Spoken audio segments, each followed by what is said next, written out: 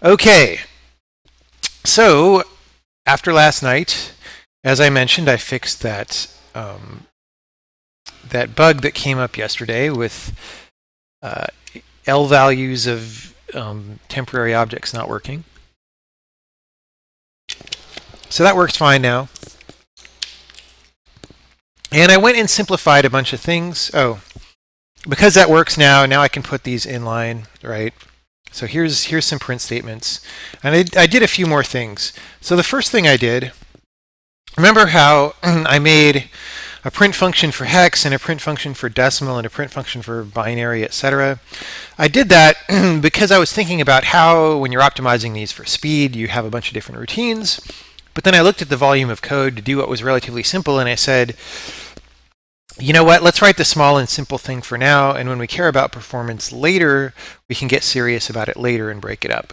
So instead, now I've refactored it so that, you know, all this is kind of working the same. Well, so we've still got, for example, print integer from any that we're calling in our print, except now this function handles arbitrary bases. If you remember last time, I made some enums for like decimal and hexadecimal and binary. Now you just say as an integer what. Whoops, this is a stupid assert. It's an old assert from when the if statement used to be the other way around. You just say by integer what base you want. So if it's base 10, we might use a minus sign, right? Otherwise, we're going to print it without a minus sign. So if it's like hex or binary or something, or base 64. So what I do now is I always say I have this general function for base n, right? And that handles all integer printing, and what it does is it just, as big as your base is, it uses this much of the sequence. So for base 10, it uses up to there. For base 2, it uses up to there. For hex, it uses up to there. And for base 64, for example, it uses up to there. And that's a pretty standard thing to do. And so this smaller piece of code prints all integers of all bases. And you know, I had fun yesterday writing the thing that generates the digits in order, but in reality, when you're being this general, the easiest thing to do is what everybody always does, which is you generate the number backwards. So now I've got this buffer, and I'm generating the number backwards into the buffer, and then etc. So that was thing number one that I did this morning. So you know, now in my format int, I can tell what base it is. So here's 100.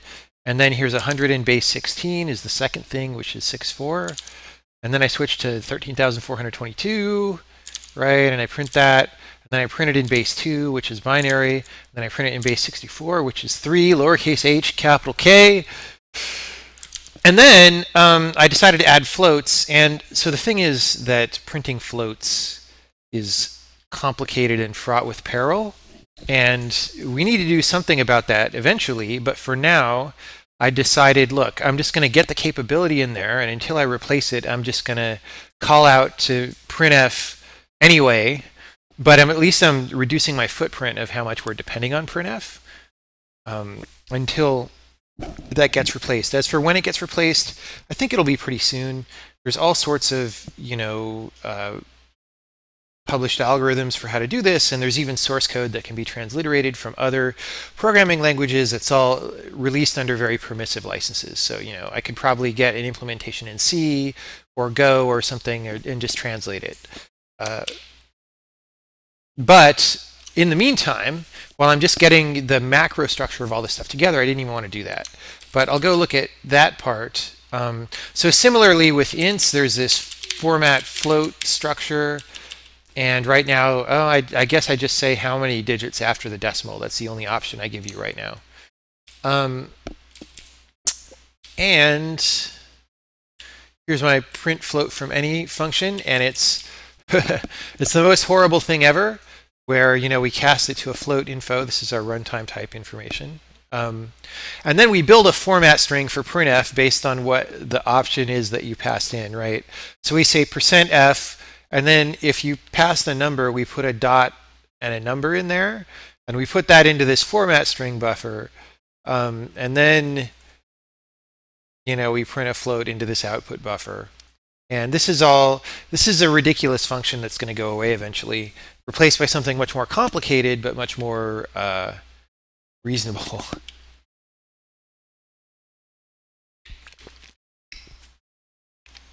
Okay.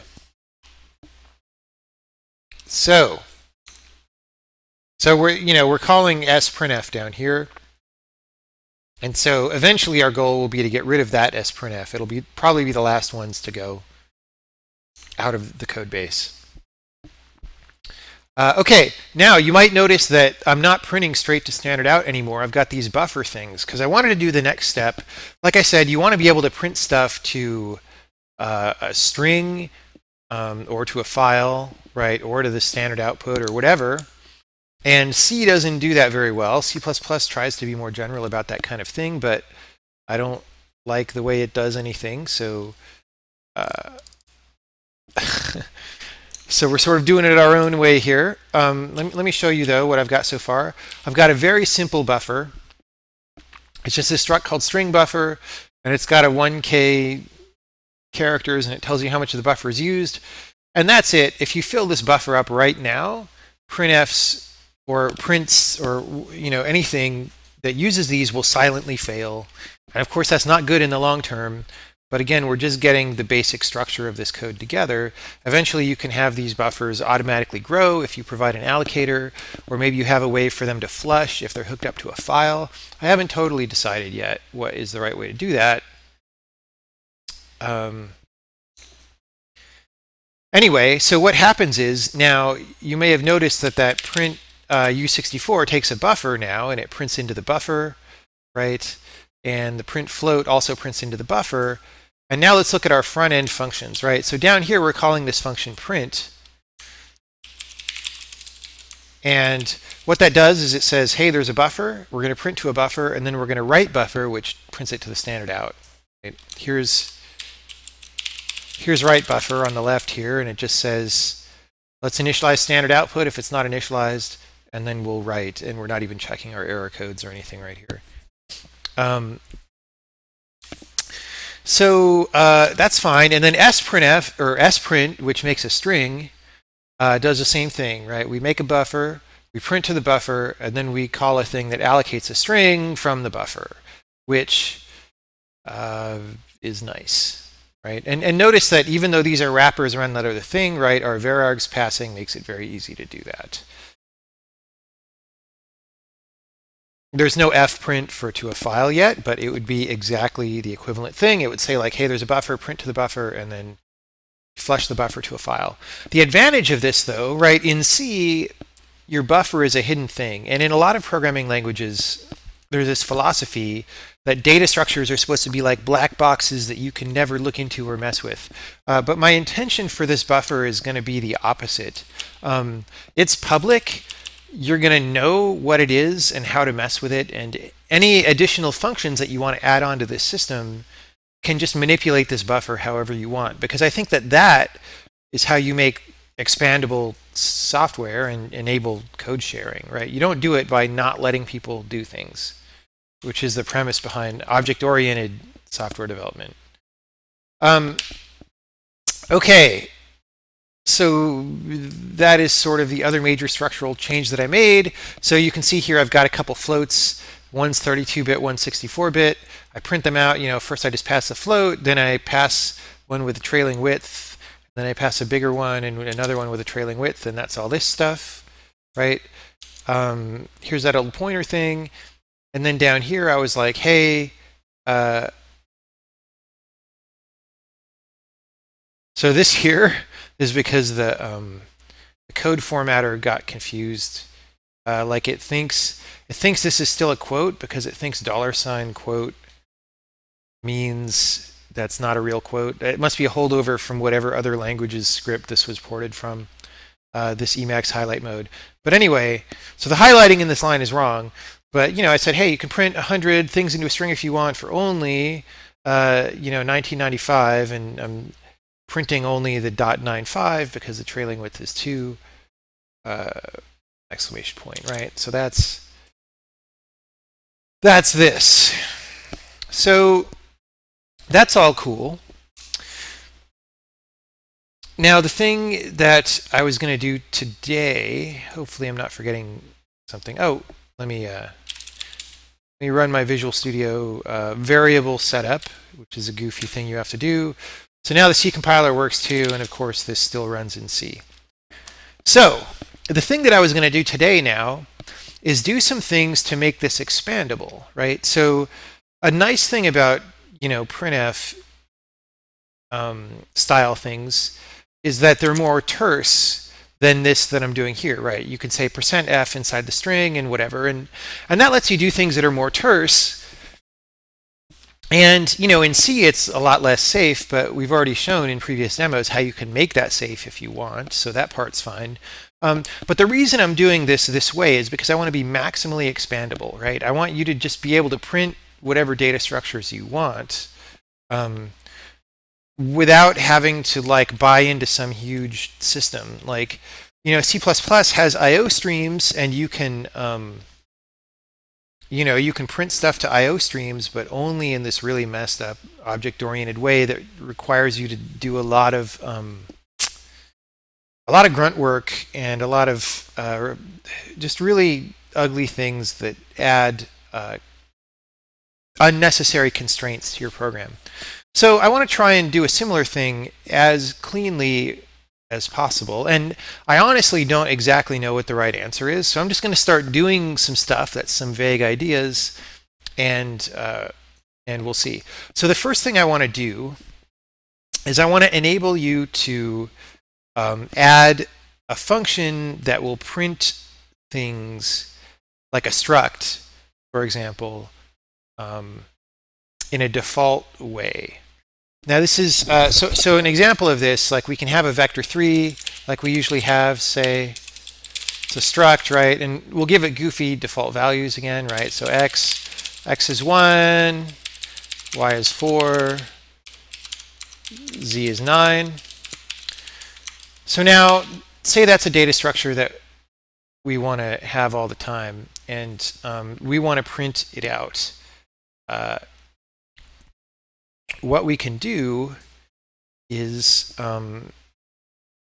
make a function that does this, right? And just for clarity, I guess, well, so the question is, if there's a function that does this, how can our print functions find that, right? Because we're going to pass this vector in as an argument, and this is a static language, right? It's not a dynamic language, but we do have enough pre-baked type information to do some interesting things.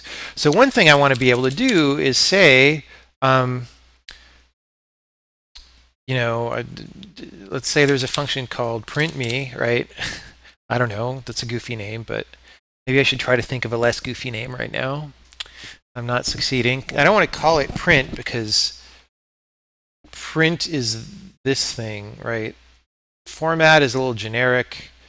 I'm just going to call it printme, and if someone thinks of something better, they can bring it up during the Q&A. Anyway, you should be able to make this, and it could be a const member of this thing. So it's not taking any storage, right? It's just in the namespace of this. And you could make this, and maybe it takes that buffer as an argument, right? Buffer is a string buffer, and maybe it takes vector3 argument, right? So, but the thing, so ideally we want something like that, and then you just fill in that. Another option would be maybe that's not in the namespace of this. Maybe it's just in the global namespace. Either one of those could work. For today, I'm going to do it in the namespace of this because I have a way to look this up. And I actually don't have a way for you to iterate the global namespace yet. That's going to come later. But right now, you can't ask the compiler, what is the set of all functions in the global namespace right now? It's just a capability that hasn't been put in. Okay, so we should be able to do this, right? And for the most part, you've seen in previous demos how we might do this, but now we're going to hook it up and do it for real. Now, a drawback of this kind of method, though, is it's a little bit anti-reusability.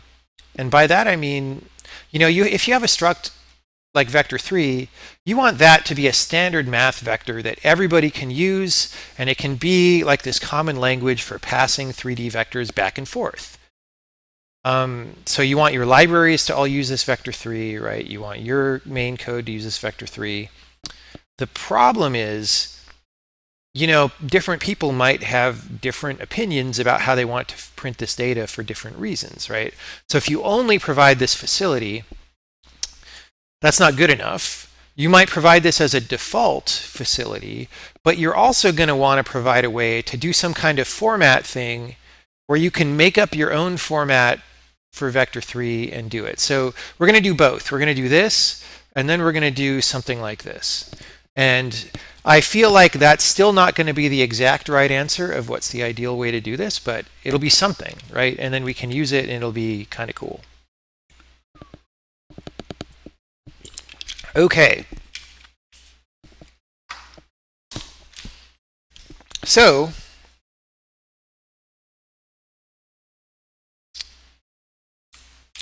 from a previous demo, which demo was it? It was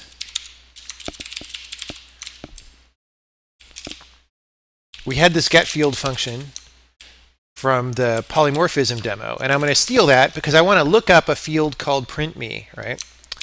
So, and I've got this strings match, and I'm just going to use it. Why am I using it? Oh, because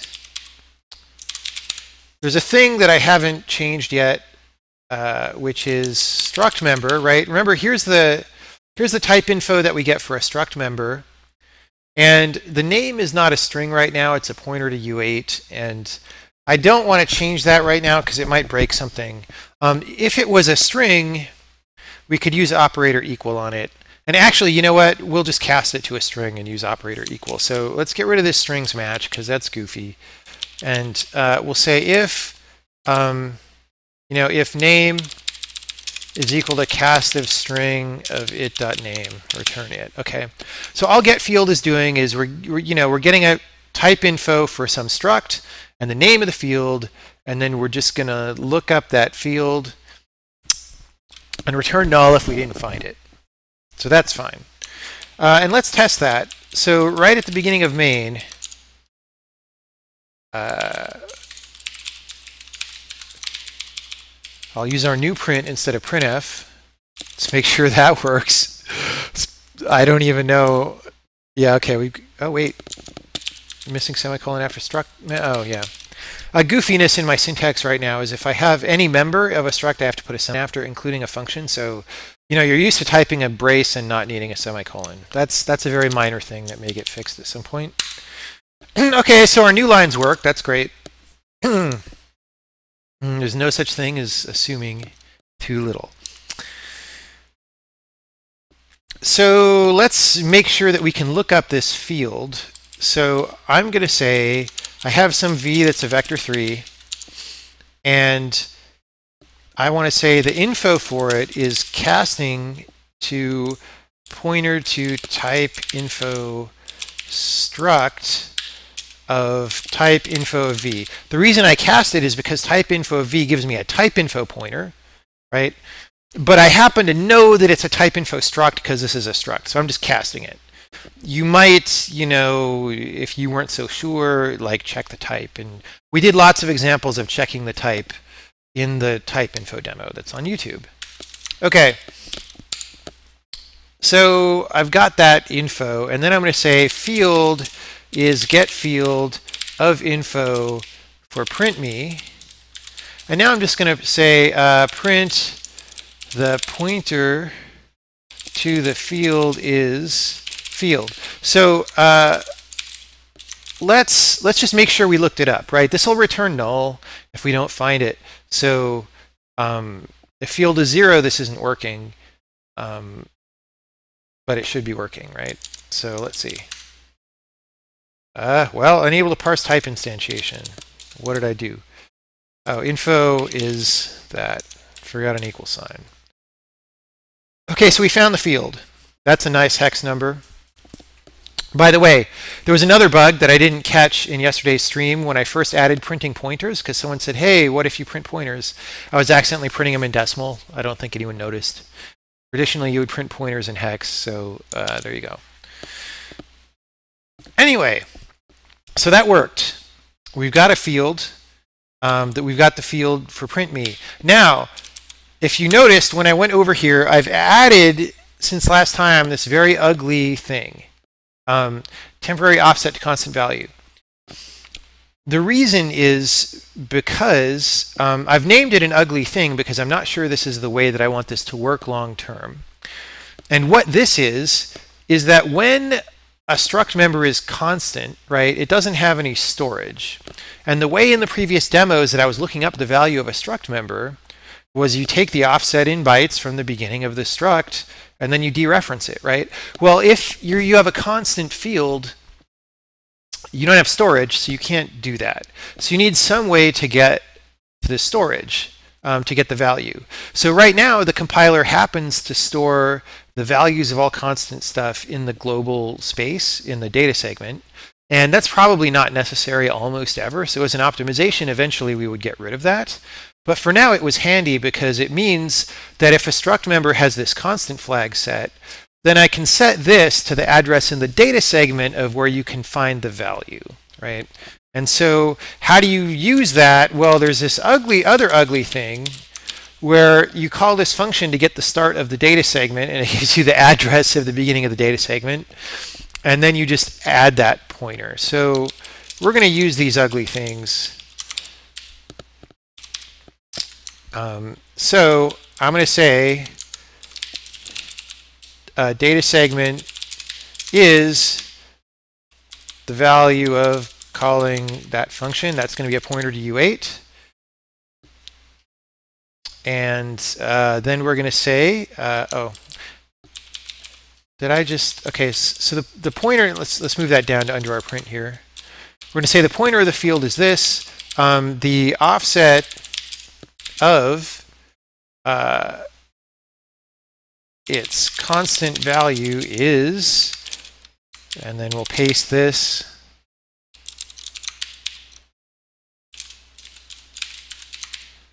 Right, so if this all works, then that should not be -1. It should be a non-negative number.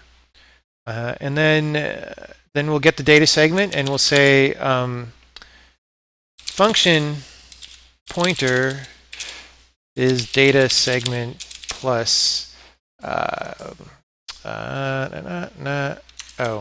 this is, let's do this.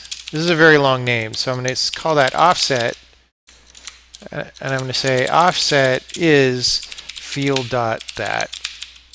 All right. Type mismatch. Oh, wait, I accidentally, oh, plus offset, right, I didn't finish that. Okay, so the offset of its constant value is 840, that's great. So now we have to dereference the function pointer and call it. And so let's actually make that function. And let's say, let's just say it's, what do I call my append? So I have this function append string where you can put a buffer into a string. And for now, I'm just going to make a really dumb version where I say append string buffer, you have printed me. Right? So if you see that, that means, we won't put a new line. If you see that, then it worked, right? So that's our print me function. And so now we have to dereference that and call it. So I'm going to define a type called printer. That's the type of this function signature. Let's just say return void just to be explicit, right? And I'm going to say function pointer is cast to a pointer to a printer of that. See, that compile. Okay, so that compiles. So now we should just be able to say star function pointer of oh, well, I got to pass it a buffer and stuff. So let's this is all temporary. We're going to factor this into something much more official in a minute. So I'm going to say buffer is a is it called string buffer, right? I'm going to pass that a buffer and the vector, right? The pointer to the vector. And now inside the string buffer, we should have this string. So let's write buffer that, right? Buffer of the buffer, right? So in theory, we will see what we want to see. And we do. You have printed me. So that is great. My little hack into the data segment worked. So now our goal is just going to be, let's factor this into a function that we can call that will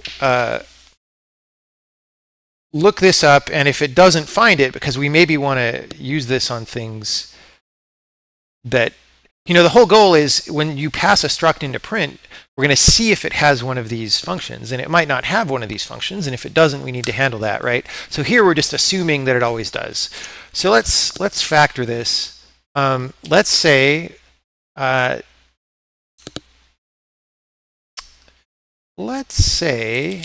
let's call it get printer, and it's going to take a type info,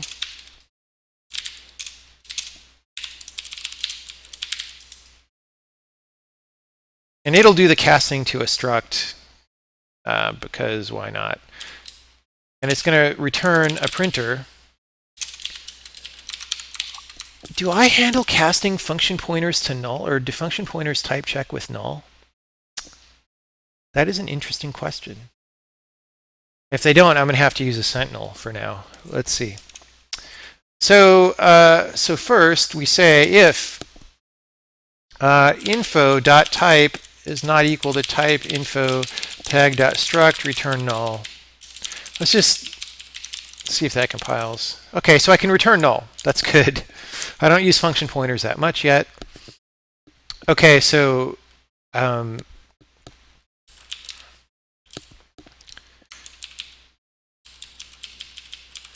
let's call this underscore info. Well, no. See, naming things with underscore isn't that great in a language where you have named arguments, because people might want to use that name.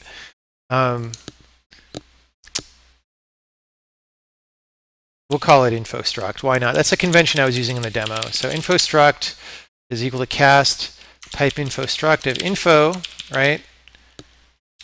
And down here, so let's write the way that we're going to call it. So we're going to call this by saying printer equals get printer of type info of v, right? And then we're going to say printer of just this stuff instead of star function pointer, right? Or yeah, because we're going to dereference inside this.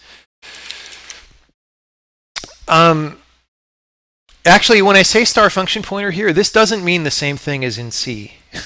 So that's a little confusing. Like in C, when you have the value of the address of the function loaded into your thing, you still do this because that's a function pointer. Here, it's just a function. So a printer, like, if you think about this in a C way, it's a function pointer, but here we never refer to it as a pointer. It doesn't have pointer semantics in this language except, yeah, that you can return null. So, it's one of those things. So this is how we're going to use it, and now we just factor all this stuff in there. So we're going to do this. We've got the info struct. We ask for that field. Wait, does info struct do the casting? No. We ask for that field. Let's go ahead and print it anyway, right? We'll put all that stuff in there, and then so we set up a buffer, we print to the buffer, and we write the buffer, right? So that's really nice and reasonably encapsulated at that point. And then here we'll say if we didn't find the field, we return null. If offset is equal to -1, we return null because it's not in the data segment. That's weird. So here we find the data segment, we find the function pointer, and we say return star function pointer. So that should work. And it does. We have printed it. So that's great. Let's check that in because we feel good. So now we get to migrate this into our system. If you'll recall, yesterday, we have this faux switch statement. It's not a switch statement because we don't have those yet, but it's a bunch of if statements. And based on the type of thing that gets passed into print, now print to buffer, right? Because print is just a front end for print to buffer. If it's a struct, we check to see if it's one of the format structs that we know, right? And if it's not, then we just put this string here called struct. And so what we want to do is say, oh, well, if it's not one of those, let's check to see if it has a print me on it. And if it does, then we'll call it, right? So let's factor this into global scope. And it doesn't really matter where we put it. Let's sort of at least put it up here. We don't have to put it above the function that calls it or anything like you would in C. And let's comment out these prints because we don't need them and we don't want to recursively hose ourselves by printing while we're printing. And although these aren't struct, so I doubt there would be a problem, but why start one? So down here we'll say printer is get printer of it.type. If printer, then we do something, right? Otherwise, we just put struct, right? Now, a printer, remember, is a function that takes the buffer, and a vector, that's inconvenient because this function doesn't know it's a vector, right? So really what we want is a printer that works on any. So what we're going to do is we're going to hold our horses here, and we're going to go back and change this definition of get printer so that it's more general. Whoops, I didn't want it subversion, I wanted that. Okay, so it's still running, it's still working. We're not really passing any structs into the print yet, so it doesn't matter that we're doing the same thing both times. Okay, so a printer is really going to be something that takes an any, right? And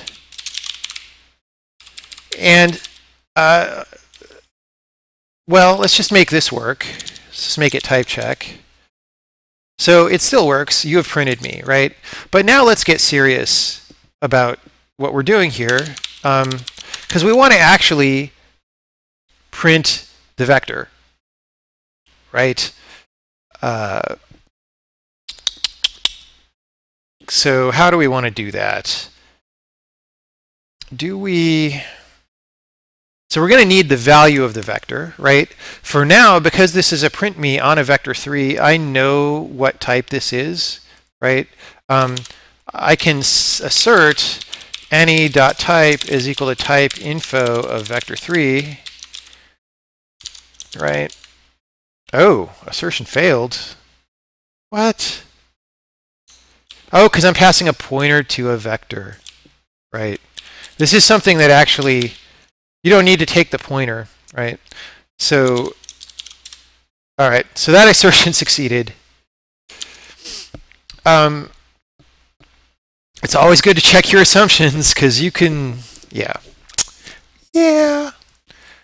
Okay. So we assert that we're being called with the right thing, and then we're just going to say, the reason we don't need to pass a pointer is because the any takes the pointer in the process of casting to any, right? So we're going to say v is cast to a pointer to vector 3, any dot, is it called value pointer? I think so. And then we'll say, we'll append a string, or no, we can actually just call print, right? Okay, so we can say print to buffer, an open paren, x, a comma, y, a comma, z, a close paren. It's a little confusing because our function call has commas and stuff. Oh, and I need the buffer argument. Buffer. And as far as I know, that's it, right? That's pretty simple. You kind of can't ask for too much more. Well, it thinks it's all zeros, though.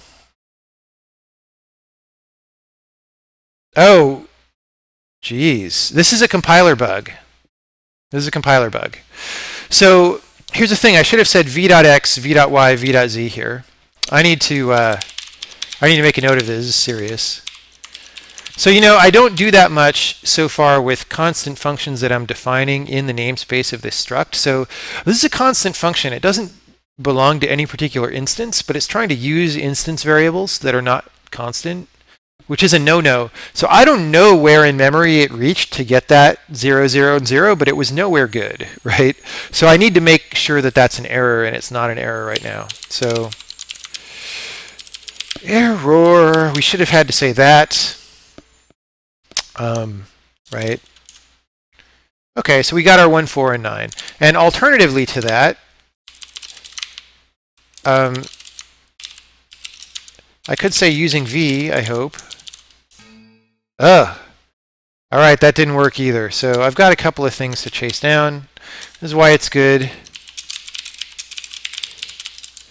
That's why it's good to do these streams. It probably has to do, again, with the namespace relationship between this and the outer struct. Like I probably am just doing something bad there. Okay. So, we've print me'd our vector. Is that all that I really care about? I think so. Like, I think we can just hook it up. So right now we're still calling it, right? This is coming from our thing in main. Let's get rid of that now. We're not going to do that anymore. We're going to take our vector 3 down here. And I'm going to say, ugh, the indentation's still messed up. Oh, did I mess up something up here? Where is it? Emacs, where are you confused? Oh, it's that quote again. I'm just going to comment out this whole line because I like that one, but it's confusing the formatting. All right. So print, here is a vector.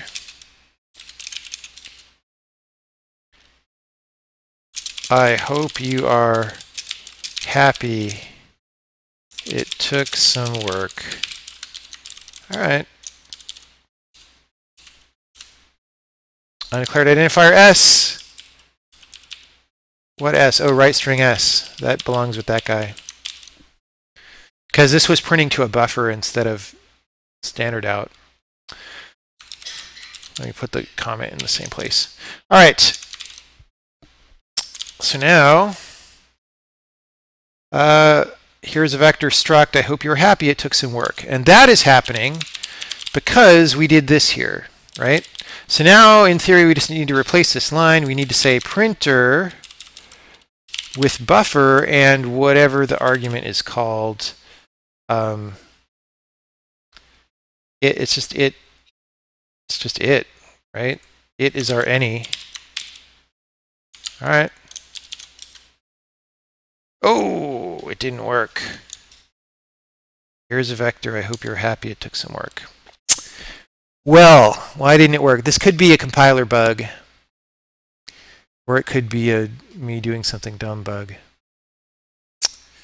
Why don't I assert it.type is equal to type info factor 3, but I know it is because it found print me. Found print me. So yeah, that assert didn't trip. I feel like I might have introduced a bug passing any into varargs. Wait. Oh God. Did I introduce a bug where it becomes type any? Wait, no, because printer asserts also. Don't we?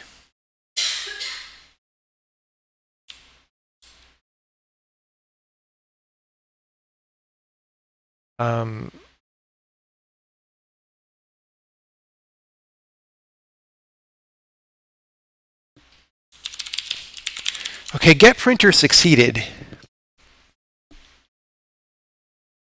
We know that get printer succeeded because we printed this.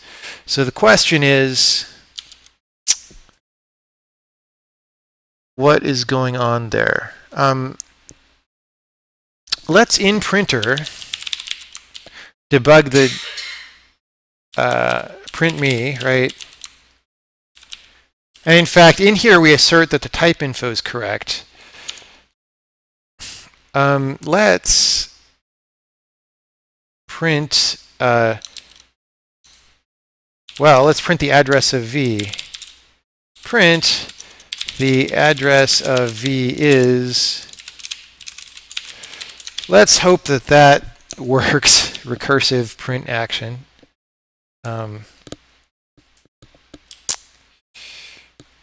Let's check the call down here. Yeah. Should be fine. The address of v is this, and let's print it out down here.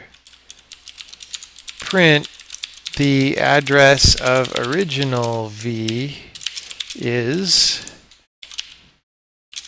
So this will tell me if that's getting screwed up somewhere.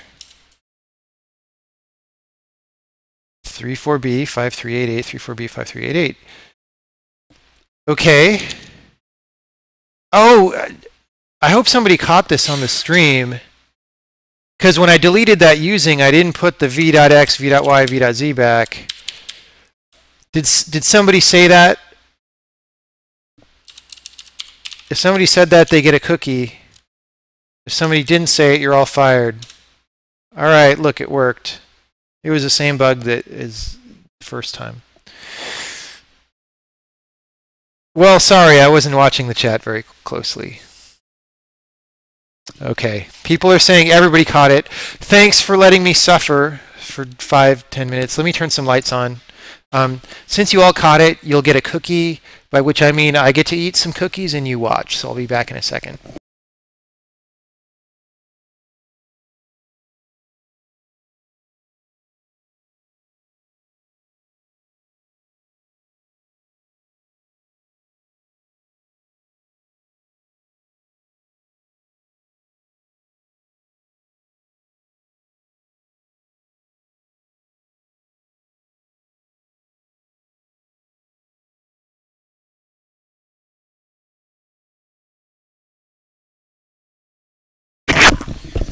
So while I'm making some tea, since we've basically gotten a fair amount of a way into this feature, we're going to do a little more on this version of the feature before we go to the other thing.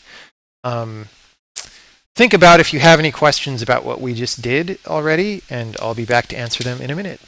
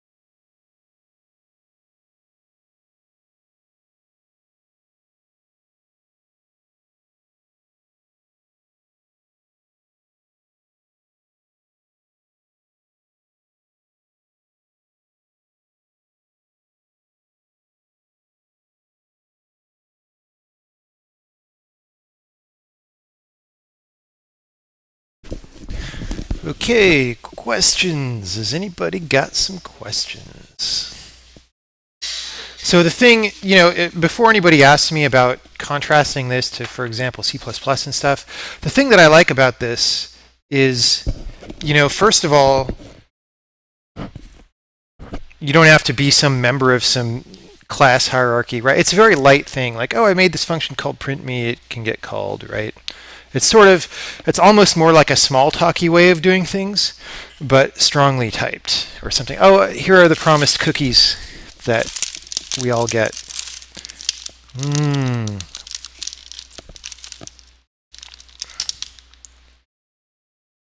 Someone is saying wonky type info stuff. I don't know why you think it's wonky, and I don't know why. I'll read your thing, but I'm probably going to think it's not appropriate for low-level programming.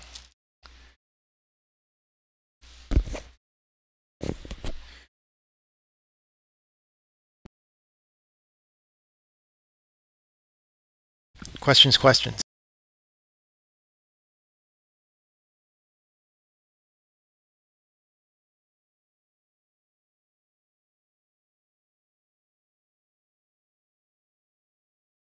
Someone's talking about locale-specific floats.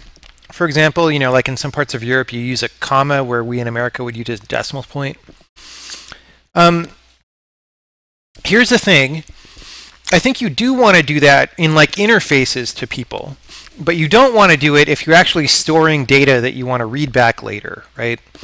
So I think if you're storing a float in a file, it's like a data format that you're going to read, it should be in a well-documented, consistent file format. And if that has any locale dependencies, then your code is just broken, right?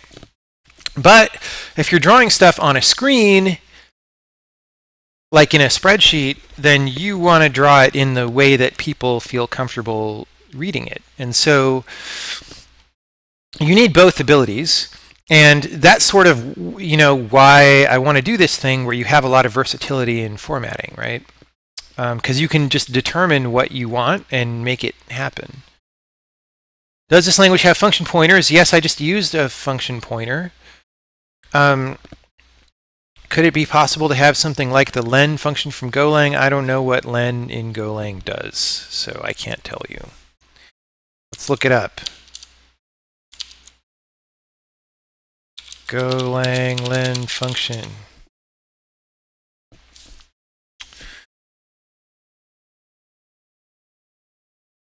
The len function returns the length of v, number of elements, slice. Oh, I don't.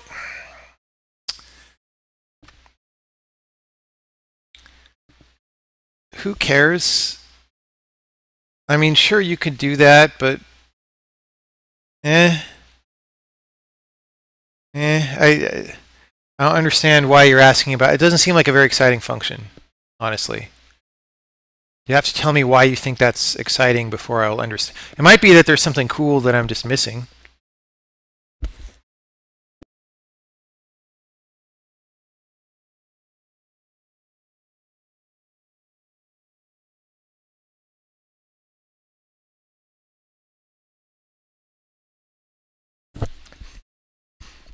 So Chronal Dragon's asking, putting the printme method as a member of a struct seems counter to the idea of having a simple data container. Any reason not to have a polymorphic function that takes one and prints it instead? Yes. The reason is, well, if you really mean a polymorphic function in the sense that I've been doing polymorphism so far, then that has to be done at compile time, which means you can't ever print something if you don't know the type at compile time. Which means if you have a varargs function calling another varargs function, or you have some type in an any or anything like that, you wouldn't be able to dispatch to that function because it's not known at compile time what that thing is. However, just like we use this get field to look something up in the struct, you could look that up in the global namespace, right? So you could look up a printme with vector3 as the argument here instead of an any. Well, Yeah, or maybe the type info for vector3 that helps you. I don't know, but you could do something provided that we had function overloading, which we don't yet, where you just look it up in the global namespace. Now, I'm not sure I like that for several reasons. For example, if a library defines a data type, it shouldn't be putting functions into the global namespace. So that's not a very good convention. Do you look in all the namespaces? That doesn't make any sense. What if you find multiple ones? However, if you don't like doing it this way, and I'm not claiming that this is the right way to do it, if you don't like doing it this way, there are other ways to do it, and we're going to at least start on a secondary way to do this, and possibly finish tonight, although 8 something I want to leave, so maybe we won't finish tonight.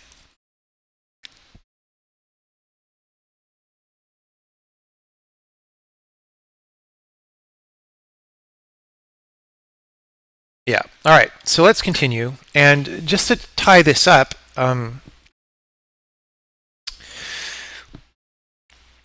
let's actually do something kind of more versatile here. So let's factor this function out of vector3. Let's call it, we'll call it print a vector. It's going to be exactly the same function.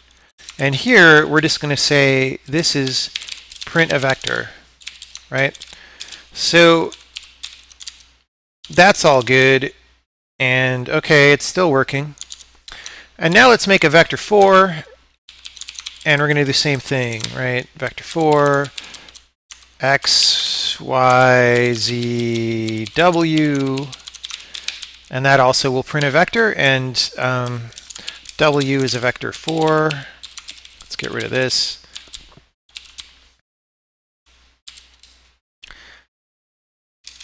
Here is another w.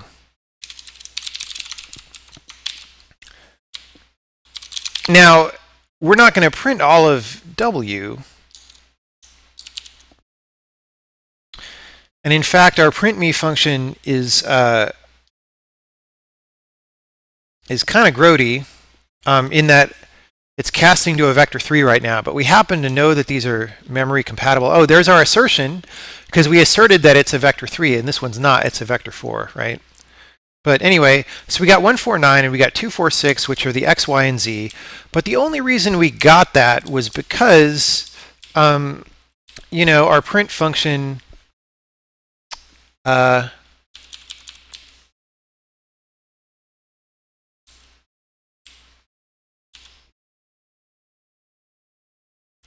print function casts to vector3 and they're memory compatible. So let's make something that works for vector2, vector3, and vector4, right?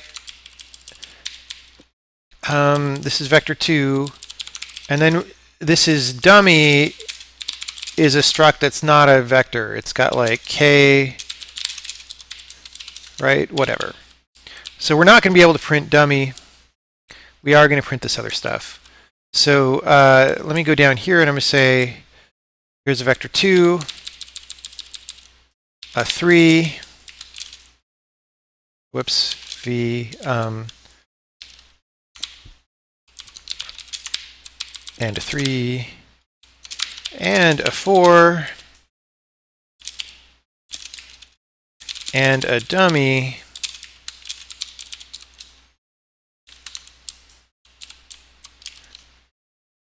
all right. So we need a 2, u is going to be a vector2, and dummy is going to be a dummy. Oh, this needs to be u. And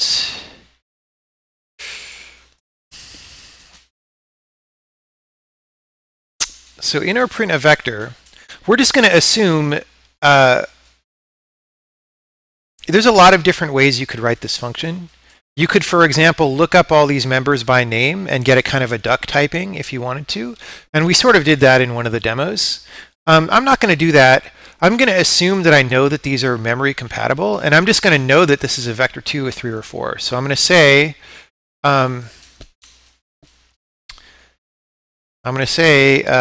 okay, do z is false and do w is false, right? And I'm going to say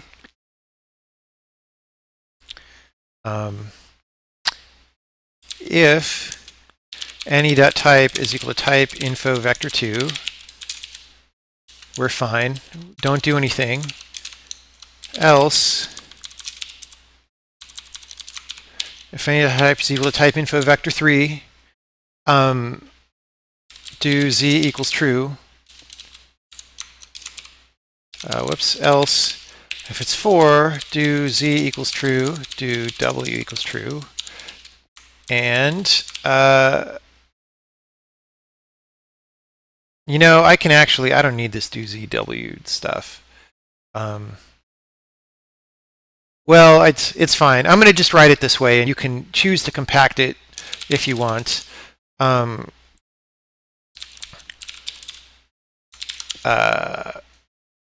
Print to buffer error not a vector. I don't know, whatever.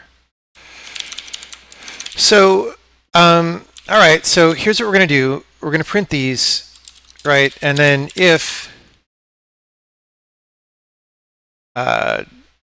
do z print to buffer vz, if do w print to buffer v.w, print to buffer comma there. All right, so this is a pretty nice, it's still a relatively compact function. It'll handle vector 2, vector 3, vector 4, if I didn't make a dumb mistake. See what happened. Well, what did I do?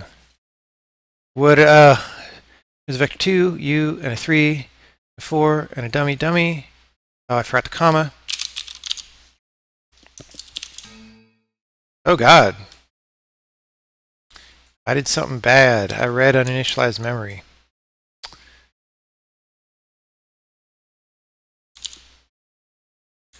So the question is, do I debug this in Visual Studio, or do I do good old Printf? Let's do good old Printf debugging. Bad old Printf debugging.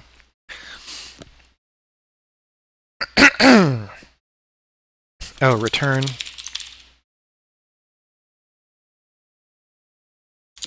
Where did we get up to? We didn't even print the first one. Actually, let's subdivide this. Let's just try this. Let's have low goals at the beginning. New line in string wow, okay, so that didn't work. So that narrows it down. Let's see if vector 3 works. No, nothing works. So I did something really bad. I'm checking the chat to see if anybody caught it. No, so this line isn't pointless. And the reason is because here we're checking all the cases that are good, and this is a case that's not good, right? And so we're preventing ourselves from going in this else.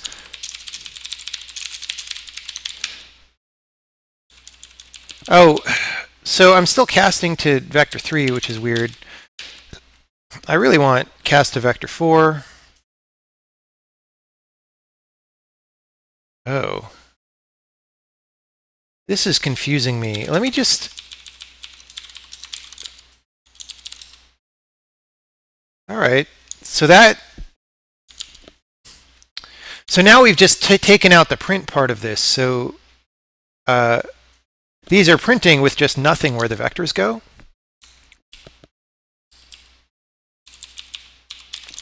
I want to know. So that didn't cause the problem.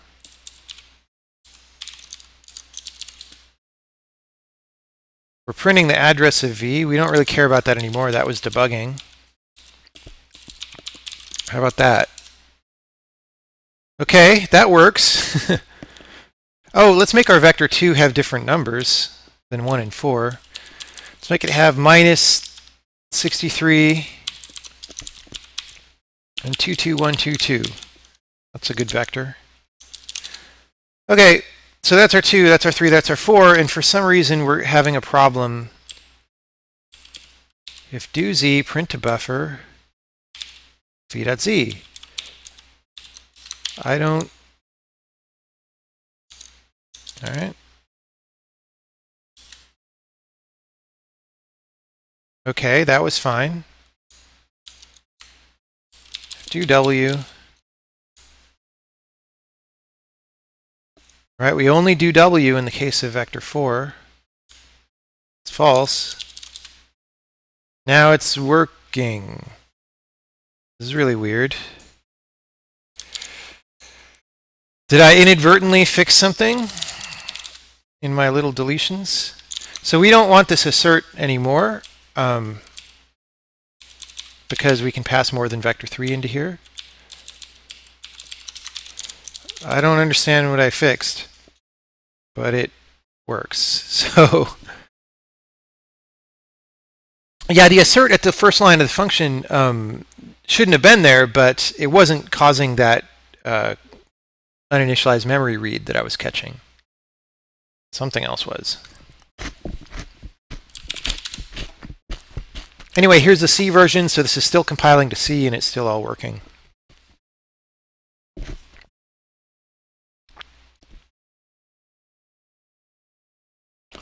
I don't see why casting to vector 4 would have fixed anything.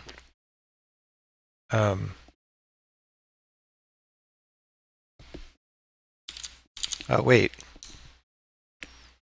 Except vector 3 doesn't have a v.w, so why would that have even compiled? Do I have more weird namespace problems? Oh, wait, that's the C version. Okay. This is really another compiler bug. For some reason, we're not realizing that vector 3 has no w component. That's like a really serious... That certainly used to work. Okay, that totally... Wow. All right. So looking up identifiers in structs when they are undeclared does not totally work. Oh, I think I know why. It's something I changed today. Something I changed today. Wow. That is something you really want your compiler to tell you when you do it. Okay. That's got to get fixed stat tomorrow morning, man. All right, so that's kind of everything I wanted to do with this version of this thing. So you can make a struct, you can put a print on it, you know, you can centralize it for several structs, which lets you do common style things and whatnot. However, now let's do the other thing. I'm going to have to be careful now that I know that any struct dereference could be a horrible mistake. Okay, so now though, in addition to just doing this default thing, I want to be able to do the custom format thing like I was doing down here with these guys, like this format int, format float, right? Let me make a format vector, and it's going to have, you're going to be able to set the preamble and postamble. So instead of parentheses, you could decide that you want square brackets or something, right? So I'm going to say new format is a format vector of, I'm just going to pass these in order, right? Square brackets, and the separator is going to be dot, dot, dot. No, that's not good because these are going to be goofy. That's going to be between the coordinates. and we're going to say 3 digits of precision, right? And if we want to be more verbose, we could specify these by name, just like we do up here, but you know, we're just going to do it this way. And then, oh, but I also need to pass, oh, interesting.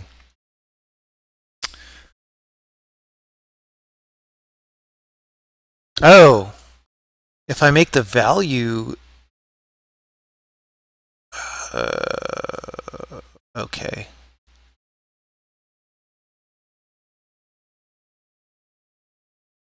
Here's what I'm going to do. What am I going to do? What am I going to do? So here I have a sort of a problem in the way that I've defined this thing. Like I said at the beginning, I don't necessarily know if these are always the best way to do stuff. So what I'm deciding is, the idea that I had is I want to apply the same format to all these 4 vectors at once. So I kind of want to make a format vector and use it, but we did this thing where this is actually an argument to the format, which seems nice, except that it means that I can't necessarily straightforwardly use this unless I do weird stuff. But let's take it one problem at a time.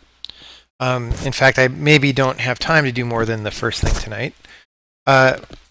We're just going to make, okay, let's cut this down.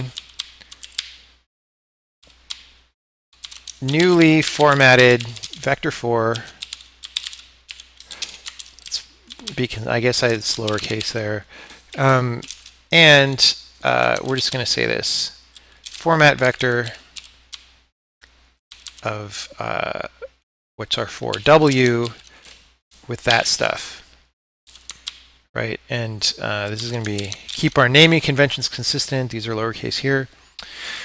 So I'm going to make format vector. I don't care where I put it. I'm going to put it here for now. Preamble is going to be that, usually, right? Well, let's call it preamble. Postamble is going to be this other thing. Separator is going to be this. And actually, before I even do this new thing, I'm going to make the old code work with the default format thing.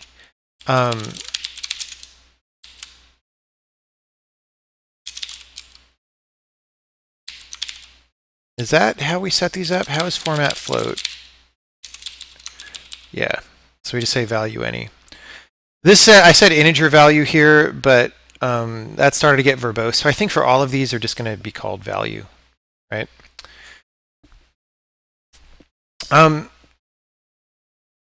So let's make our vector use that. So print me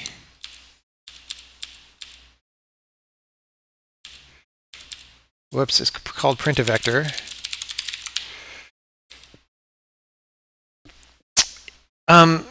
Now, here's the thing is we've made this function and there's no way, so first of all, there's no way to pass a format argument.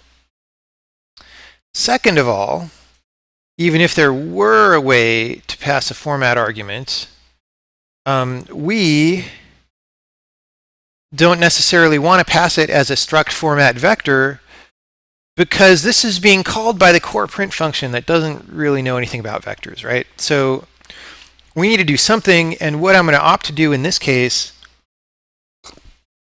is the lightweight thing that this language does, provided I haven't broken it like some of these other problems. The lightweight thing this language does, it's sort of like inheritance where you can use another struct.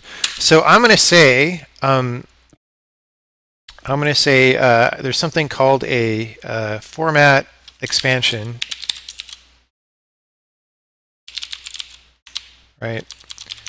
And this is a struct, and this is going to be the print system's way of calling up to whatever other thing that you have. How am I going to do it? I'm going to say there's a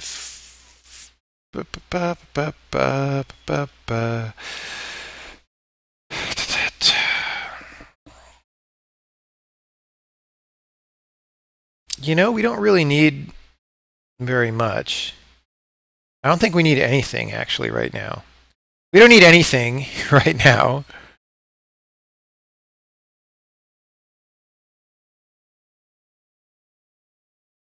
Oh, except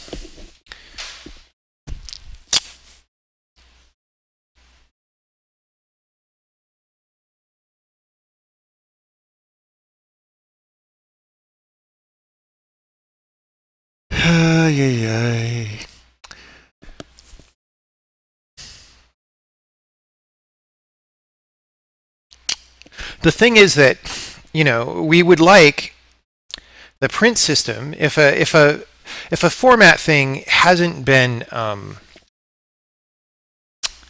format thing isn't being passed in explicitly like we're about to do here. If we just pass a vector like this, then we'd like there for there to be a default format that gets passed in. And we could do that with some kind of, I mean, you know, some languages would do that with union types, except this thing doesn't even know what it's constructing. So really, here's what we're going to do. We're just going to have this have a pointer to, no, not even that. We're going to say,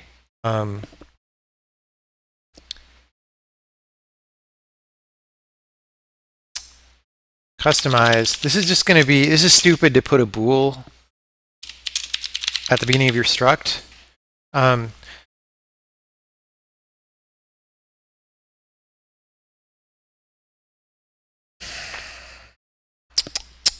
Yeah, I'm just going to do it this way, and we'll see if there's a better way to factor it later. I almost guarantee there will be a better way to factor it later. Why does my tape on my camera is loose and it keeps going up? All right, so here's what we're going to do. We're going to using XE format expansion, right? And what's going to happen is in that same switch statement where, remember, we had a bunch of ifs about, hey, is it a format int struct or is it a format float struct? We're going to say, is it a struct that contains a format expansion? If it is, then call the printer with that format expansion. Otherwise, we can call it with null. So, you know, we don't need anything. This is going to be an empty struct. That's what it's going to be. So this is just going to be our way. We might want to put some stuff in here later, but for now, this is going to be our way of indicating that we intend for this to give you a format, and this is not itself a struct that we wish to print. Of course, then you need to make a meta thing for printing the structs that are not intended to be printed if you want to print them, but that's getting meta. Okay. You know, I wrote code that implements this before. So first let's go to the site. Well, first let's make sure this still compiles.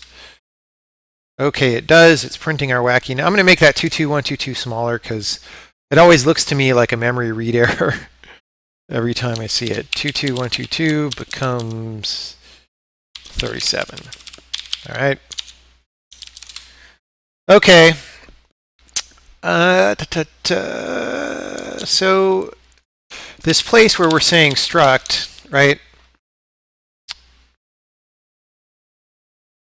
If we've got a printer,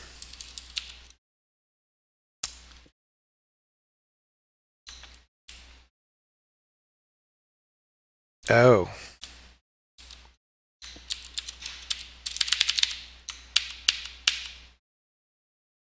No, we need Right. Okay. The thing that we need is an easy way for people to look up the value. So here's the thing. If we pass in a format struct on the line here, then in here it's actually a format struct. So it won't get into here yet.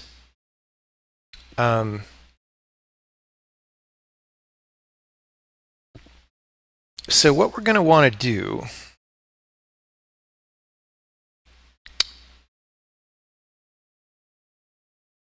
this logic could get a little convoluted.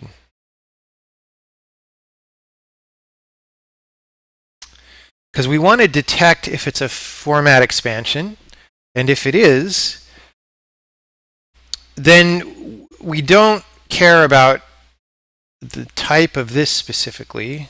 Well, the printer function might care about it, but we want to get the printer of this type that's in the format expansion. Let's make sure that's, can't be too careful, make sure that still compiles, yeah. So now the thing is, if you want to be very general, now let's not worry about being very general. Okay, so we got a struct. It's not one of these that we know of. But before we get the printer, we'll say if is format expansion of it.type, then it's bad form to modify my iterator here. So I'm going to say data type is it.type. If it's a format expansion, then we do something. Before I forget, I want to change this to data type. Okay, so what's going to happen is if we get a format struct,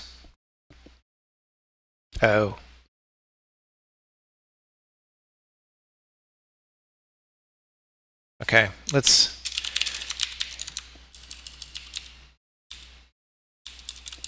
do this. Instead of introducing extra variables, so what we're going to do is we're going to say printer is a printer, and if it's a format expansion, whoops, we're going to get the printer one way, otherwise we're going to get it another way, and then down here, if we got one, we'll do things with it. So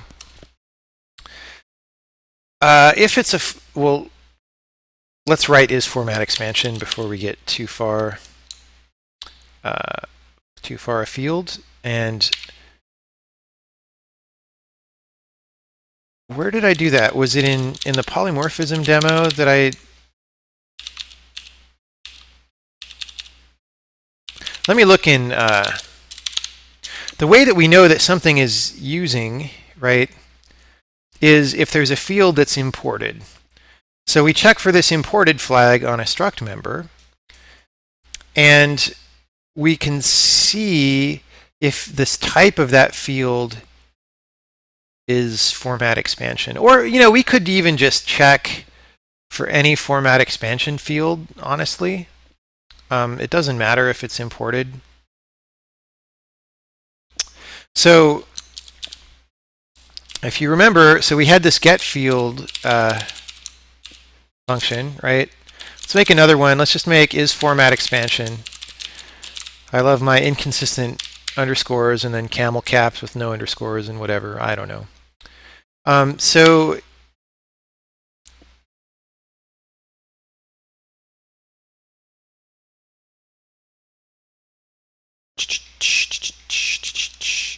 cast to pointer to type info struct, because we know it's a struct.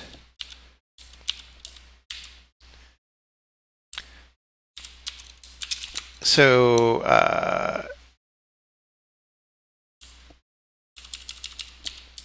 and let's do this. We want to get that member just like we did before. That'll be a type info struct member. So if we found that expansion, then we do some stuff.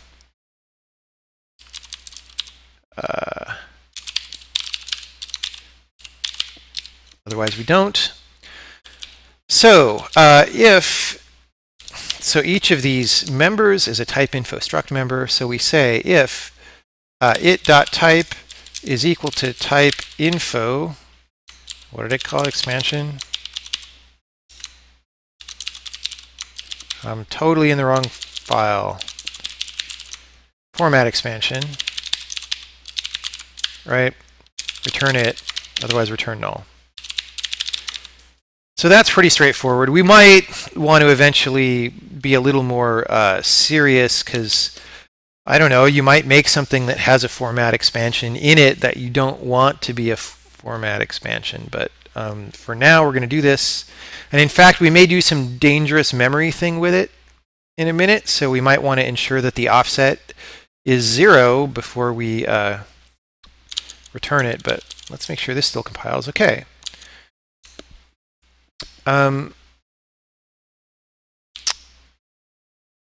Let's even make sure this is working. So I need to make this function down here because it won't be declared yet, right? So there's no format vector. And remember, this was our mostly boilerplate thing that we might want to later figure out how to get rid of. But this is just going to say, this is going to be a function that takes, well, it's going to take an any, because we want this to work on vector 2, vector 3, vector 4. And, you know, we could have made a helper function, is this a vector up here? Remember when we had these if statements? Where were they? When we had these if statements, right? We could have had like a get vector dimension that returns -1 or something. And maybe I should do that. For right now, I'm just going to assert that it's a vector 4. Right? But really, we want this format vector to work for any vector. So we're taking an any and preamble, and I'm just duplicating all this stuff.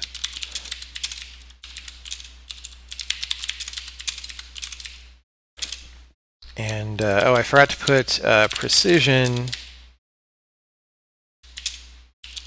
Let's specify that that's an S64.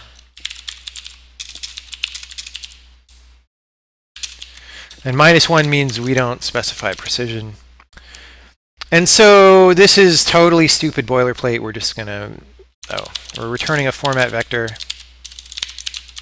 And we're just going to return this same struct.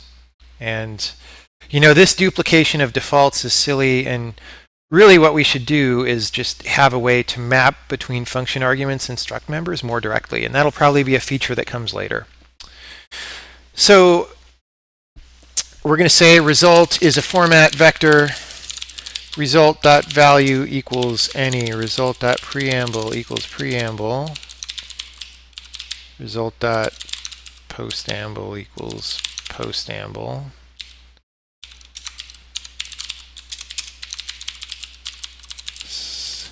Separator equals separator, and precision equals precision. So return result. So that is defined. Oh God, that's not what I wanted to see. That is that same dependency error that I didn't fix from last night, and now it's coming back to bite me.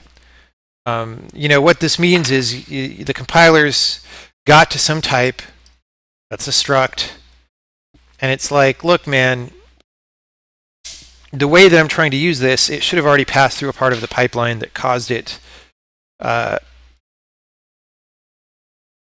have been computed, but it's not, which usually means you're trying to use the struct too early, which means that dependency hasn't been put in place. And unfortunately, well, if I do this in Visual Studio, I can see which struct it is.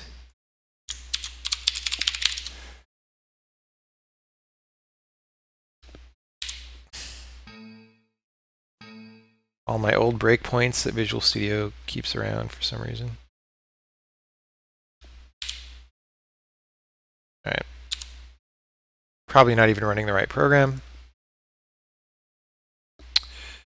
Debugging, nope. Tests, printer. Am I getting / all the time? Okay. No, what?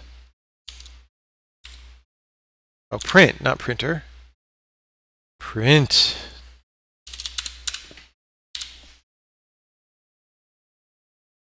All right. Frickin' can't see anything. Fired Microsoft. All right. So struct format vector, which is not too surprising. So how do I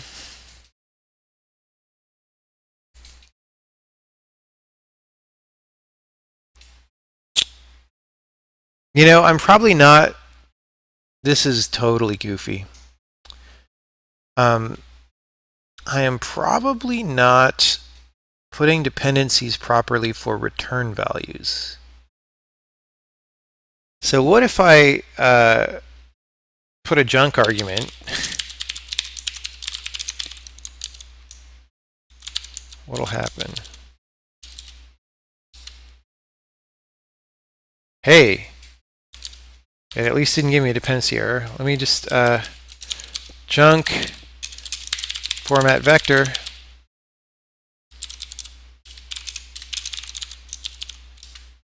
Okay, we're back in business. Actually, why don't I do this? So I'm going to put on my notes to fix this, and I think this will work. Oh, does it have to be a constant?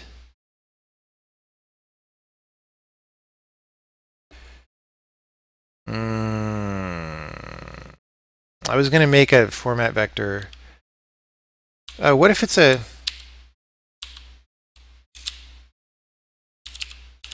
What if it's a pointer to format vector that's equal to null? Right? How does that work? So...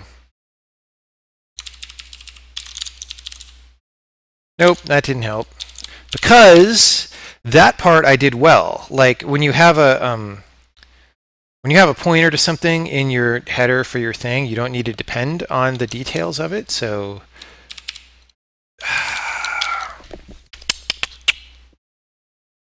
yeah. Okay, let's try this. That's another way of injecting dependencies. It probably won't.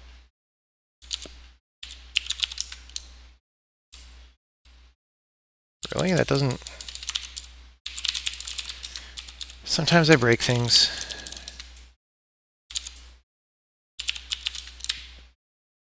Wait, I thought I got rid of junk. I'm going insane. All right, that didn't help. Okay, I'm just gonna do this.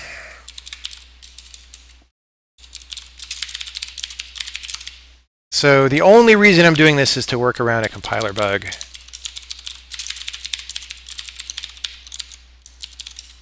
All right. It makes us a little more verbose in here, but whatever. Okay, so we're making a format vector struct, and we're passing it in. So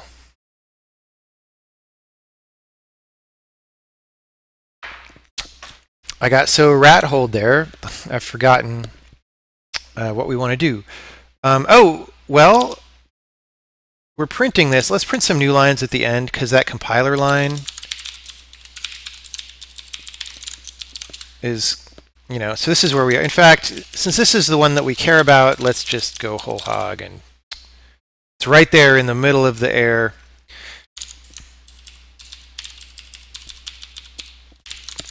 So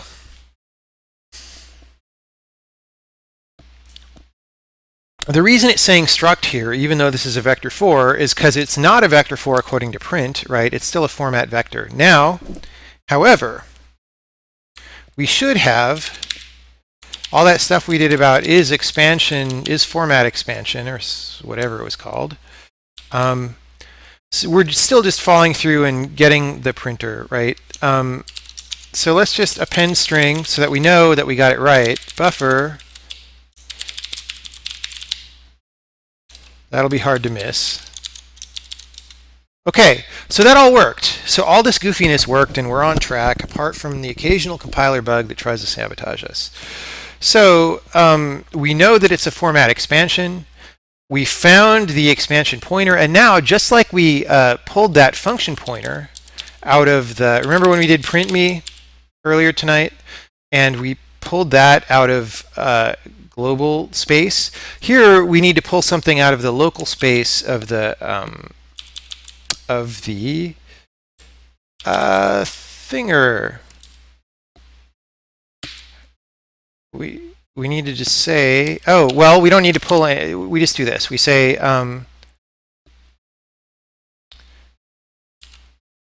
what do we want to call it?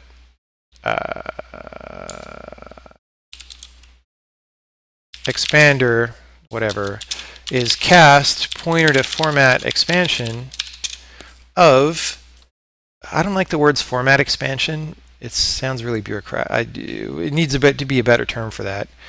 Of it dot value pointer, I believe it's called value pointer, right? So we cast to that, and now we're going to say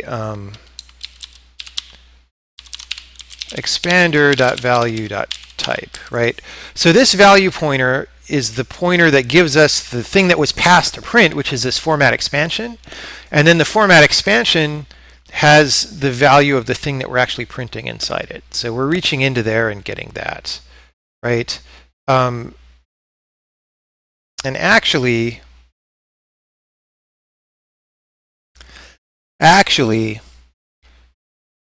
we're still going to be printing the wrong thing.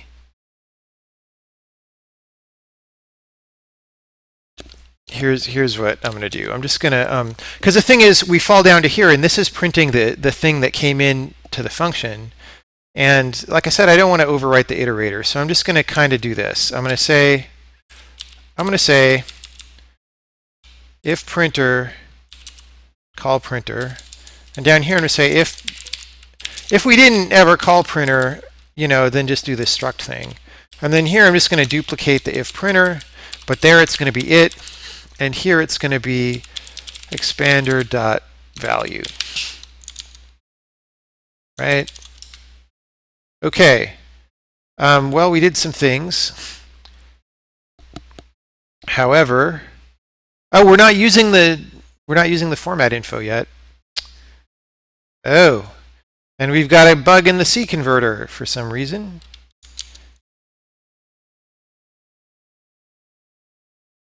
Interesting. That's weird. I know why it happened, actually. Okay. Yeah, that's bad news. I mean, it's fine, because we don't need to run the C version right now. But man, the bugs are piling up. I've got plenty to fix. Plenty to fix. Okay. So here's the thing, is we've done all this work so that if we go back down, I'm sure some people are just totally lost, but all we're trying to do is really simple, right? We're just saying we can format a vector in a certain way and pass this as an argument, and that'll just work, right? And then maybe eventually we can pre-construct these formats and use them. But for now, we're just doing the basic thing. So now we're going through all this trouble to pass this in, but then we're stripping it. So this action that we're doing here is we're reaching through and grabbing the value that's in there and passing that to the printer. But we also want to pass the printer the format expansion, right? And how do we do that? I think what we do is we just let our general printer function always take a format expansion. And you know, it'll be null if we don't have one.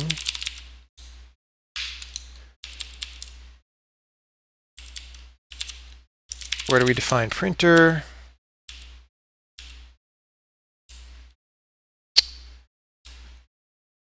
So expansion, whoops, is a format expansion. I could make that default to null, but let's not for now. Let's keep things simple. So let's see if that compiles. Yeah, it does, apart from this register bug down here, because I'm a bad person and didn't fix that.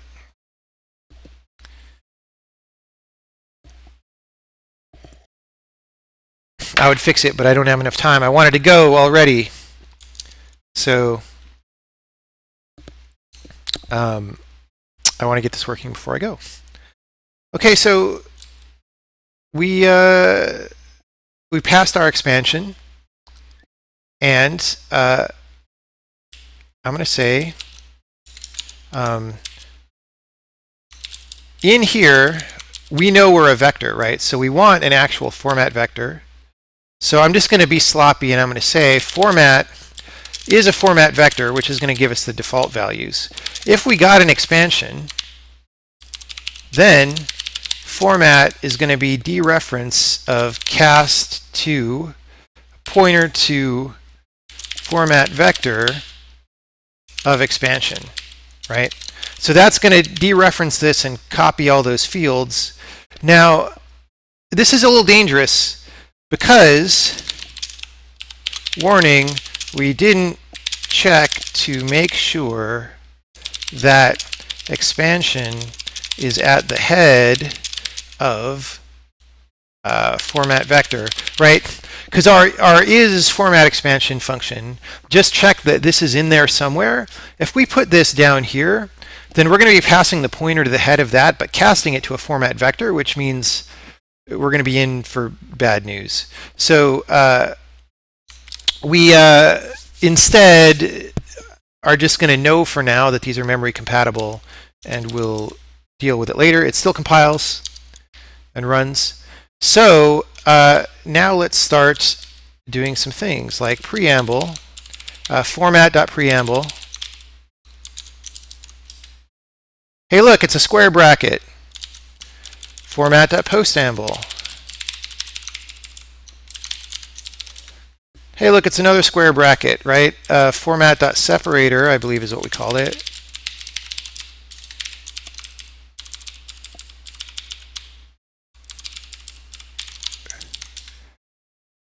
Here we go, 2, 4, 6, 8. And then we had those significant figures, right? So this is interesting, because here's where it gets meta, right? So remember we had our format float, you know, trailing width equals 2, trailing width equals 4, etc.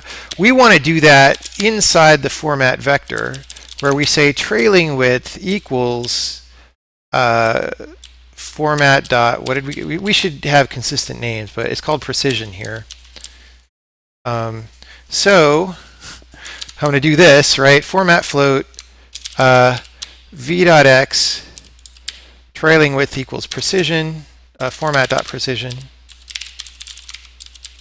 right? The separator, and then the same for y. So this is starting to get verbose, and at some point we may think about how to make it shorter, but at the same time, this is a utility function that, you know, is handling multiple types. So if it's a little bit verbose, that's not the worst thing because it makes it easy to understand. This is Z, and this is W. And, you know, we could make a helper function that just takes one parameter and we don't have to name it or whatever. Like, that's all fine. So let's see. Hey, look, 3 digits of precision now, right? Let's change it to 2 digits of precision. So here's our calling site. 2, right? Bang, boom, 2 in our whole vector. 6.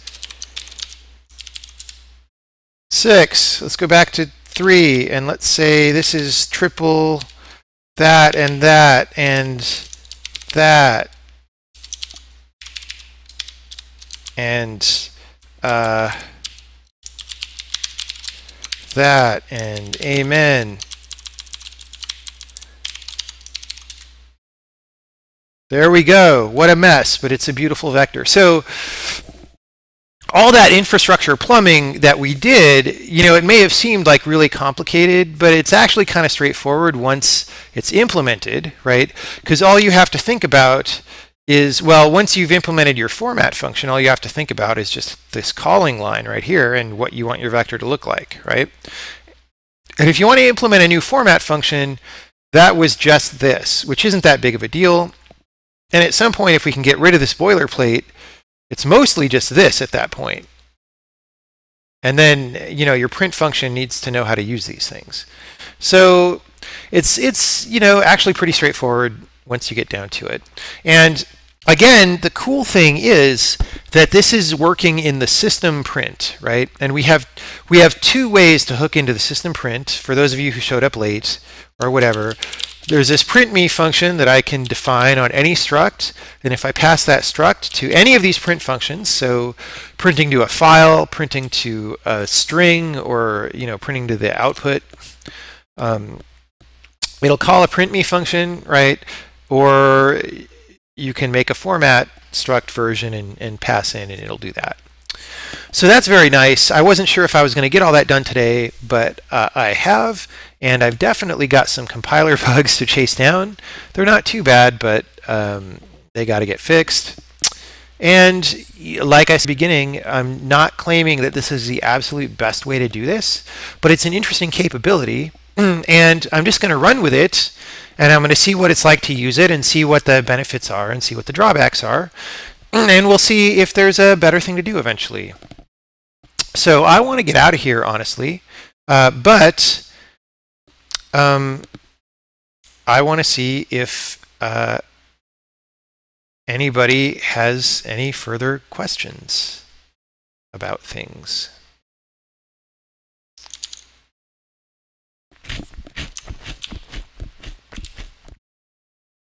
Does anyone have questions? Oh, you know what? Will this just work on vector 3s, right? I think it will. I don't know. Let's do a vector 3 with a curly brace and another curly brace, and the separator is and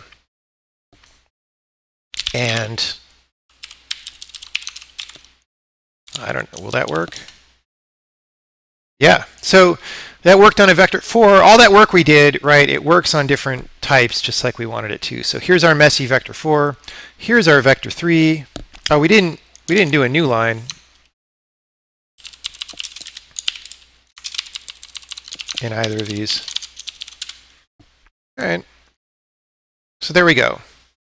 We have a very versatile print function that operates on vectors, and so the system vector can provide one of these, but if you want to override it and print vectors your own way, you just have to make like a way that doesn't even conform to this kind of format spec. You just make a different print function, and oh, the thing that I haven't done, here's the thing that I haven't done, and we're going to leave this as an exercise for the future. Actually, right now, you can't specify a different print function yet because we're calling printme on the struct, or that's defined in that namespace all the time. What I will do in the future is put a printer here. You know what? Let me just do this before I take questions. I'm going to do a printer here, and we will call that printer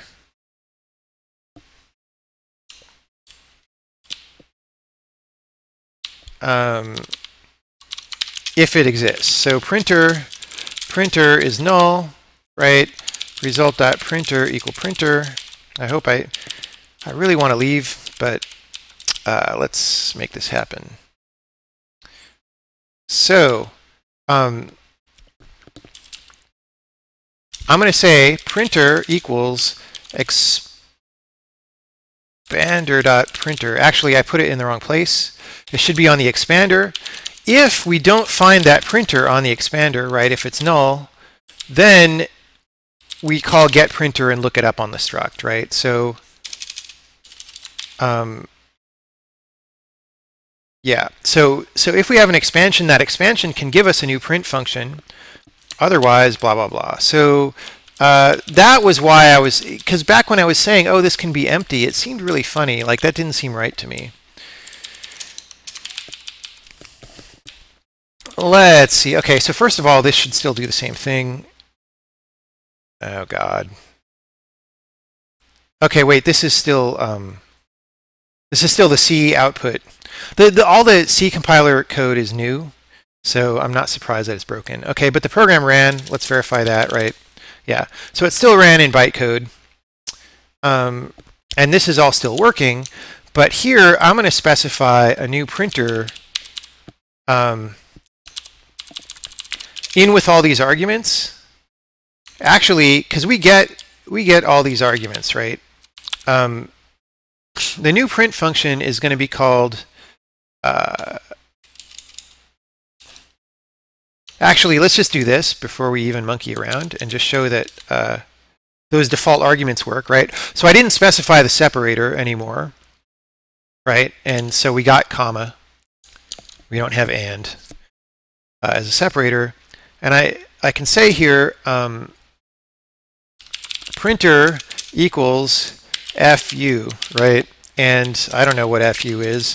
It's something that, well, let's copy the signature of print me. Whoops, print a vector, I mean. Print a vector. So I don't have to remember it. And here's what we're going to do is we're going to actually use that same format, and we're just going to, is it called append? Append string? Yeah. We're just going to go append string, buffer, comma, format.preamble, format.postamble, and fu in the middle, right? I'll put spaces. Okay, so there we go. So here we've overridden the print function on the struct, right? And now we're using our own. So you could use a system vector 3 and supply your own print function for it without subclassing anything new or anything, right? You just pass it as an argument to this format vector constructor. And so that's very versatile. So that is everything that I really wanted to implement today. Now questions, a couple quick questions. I don't want to go forever doing questions. I'm looking for them. You're welcome.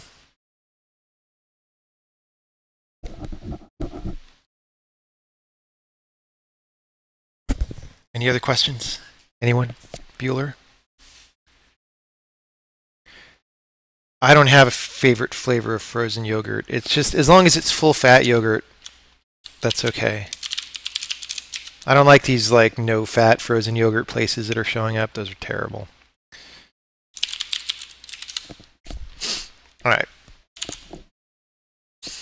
It'd be nice to have a default struct printer that prints the member names and values. I'm assuming that's possible with typeinfo. Yes, it is. And in fact, if you look at the typeinfo demo, which you'll be able to find on YouTube, I do exactly that. I just haven't integrated it here. I could literally, here where we say struct, I could just paste in the function from that demo, and it would say, oh, here's a struct and here's the fields, right? All that would work, and you can see it work in the demo called runtime type information. Will all this be GitHubbed at some point? Yes, the source will be given out at some point. As you can see, the language is not yet ready for public consumption. It's certainly not feature complete, but it also certainly has compiler bugs. As you've seen, we hit at least 4 different ones today. That's not too surprising because I've made big changes recently, and we're also starting to write serious code. And you know, you always, first time you're starting to really exercise a system, you probably hit bugs like that. But I feel like it's going okay. Like, none of those compiler bugs were showstoppers. I was able to work around them. The worst one was this, but someone who wasn't me probably wouldn't have figured this out, right? That you can do this. So that's got to get fixed. Someday, when it's ready, yes, the source will be given out. Have I thought about doing something like Rust traits, where you can define methods on structs without altering the struct itself, including on structs you don't own? Yes, I've thought about that.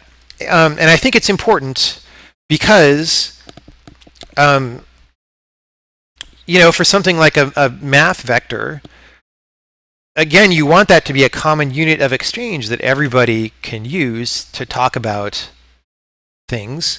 And yet, you don't want that to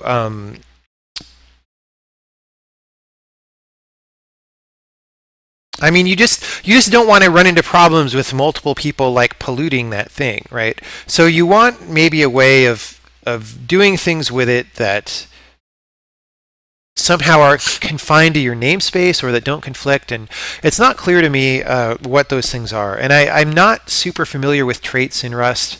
Part of the reason is just because Rust is really complicated, and I don't have that much time to learn new languages because I spend a lot of time programming. I'll look them up, but you know, trait systems lately, they're kind of a thing that people have. Of course, trait means different things in different programming languages. I don't tend to like them too much, but we'll do something like that. There will be some way that you can do stuff to a struct without controlling the textual definition of the struct. Let's put it that way. And actually, the things we do may end up being a lot more powerful than traits, depending on which idea I push through there. So we'll see. Do I find it hard to get the mental energy to focus on side project coding after a full day of work, or is it easy? Often it's easy when it's fun. Like I like working on this most of the time. Sometimes it gets hard. The dark night of the soul on this project was sort of after the last major demo that I did, the polymorphism demo. It was just time to clean up a whole bunch of stuff and you know, fix problems and re-implement some things that were messy. And it was like 3 weeks of, hey, look, we're still at the same level of capability as before, but I just banged my head against a wall forever, and the code is now 500 lines shorter, which in an 18,000 line program isn't that much. But it was much, much cleaner and easier to deal with. And so that should pay off when I come to do the rest of polymorphism stuff. So sometimes times like that are not fun, but times like this were fun because it's like, hey, how am I going to build a little print system? What's it going to look like? You know, that's cool. The other thing, okay, the other thing that I should point out, so syntactically, this is important for this language. Syntactically, what we're doing here is maybe not that different from what a lot of other languages do. Like, in some languages, you might make a format vector function that just returns a string, you know, and like, hey, let's just do all this stuff to the vector and return a string, and then we'll concatenate that string to here, right? And if you have a garbage collector and accept garbage collection and don't care what allocator you use, which game developers, for example, and systems programmers always care what allocator they use. But if you don't care and you're willing to be slow and whatever, then you can just have a print function that just concatenates strings, and every argument here coerces to a string, and then the strings get garbage collected later or something, right? That is not how I did it, and you'll notice that there are no temporary allocations that happen, right? The only allocations that happen in this system, unless you decide to make your own custom print function that allocates on its own, the only allocations are the actual output buffers that get created, you know, to write to to the file or to stand it out or whatever, and eventually you'll have control over what allocator gets used for those. So this is a much more systems programmery way of doing this than most languages would do it, but it's just convenient, right? You can like just write your stuff in here, and so that's what I was going for.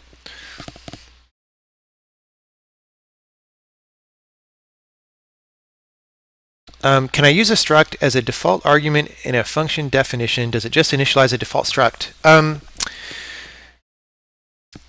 I don't know that I have a syntax for how to do that right now. I actually, the thing I didn't try, I don't think I have a syntax for that, because I was starting to try to do that with this junk thing, and then but the thing is, right now, I believe default arguments need to be constants, right? And this is not officially a constant. And the way I declare it a constant is by doing that. But the thing on the right-hand side of a constant declaration right now can't, for example, be a function that constructs things. So syntactically, the language doesn't let me declare a global constant that is the same as that contains the default values of a struct. Now, that's a little bit of an oversight. It's maybe not the biggest one, and there's probably, before things are over, there'll be several ways to do it, so I'm not too worried about it right now. It would have been a nice way to solve this problem, though. Like, that's what I was going to do, is make this have a default value, then I wouldn't have had to put this junk argument up here, but I have to because I couldn't do it. And like I said, if this was a pointer, then it wouldn't have worked. All right, everybody, thank you. I'm getting out of here. It's been a successful day. Let me make sure I'm committed. Thank you for sitting with me through the compiler bugs and the many layers of implementation of print stuff. But actually, I think we're coming out pretty good. Like, print systems in languages tend to be like huge mazes of horrible stuff sometimes. And right now we're at like 500 lines. And some of that is our custom vector stuff that's not system stuff. And it's actually kind of straightforward. I sort of, at some point I started typing things into random places in the file, so you'd want to sort of sort this out, like this format expansion thing should be somewhere up toward the top and whatever. But we've managed to build this very versatile system, and it's like 500 lines. That's not bad, honestly. So we did all right today and yesterday. Thanks, everybody. And as always, this will be up on YouTube probably tomorrow sometime. And have a good night. Someone's asking, have named arguments been brought up? I used named arguments today many times. They do exist, and there's a whole demo of variable arguments and named arguments and stuff that you can see on YouTube. It's like an hour-and-a-half demo. Good night.